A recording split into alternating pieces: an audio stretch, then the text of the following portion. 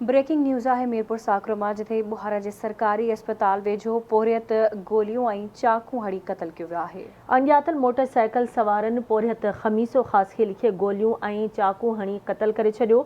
इतला ते पुलिस पहुची मक़तूल जो लाश खणाए अस्पताल मुंतकिल करे छॾियो आहे, जॾहिं त जवाबदार फरार थी विया। अफ़सोसनाक ख़बर अवां सां शेयर कयूं पिया मीरपुर साकरो मां, जिते बुहारा जी सरकारी अस्पताल वेझो पोरियत गोलियूं ऐं चाकू हणी क़तल कयो वियो आहे। अणॼातल मोटरसाइकिल सवारनि पोरियत ख़मीसो ख़ासि लिखे गोलियूं ऐं चाकू हणी क़तल करे छॾियो। इतला ते पुलिस पहुची मक़तूल जो लाश अस्पताल मुंतकिल कयो आहे, जॾहिं त जवाबदार फरार थी विया।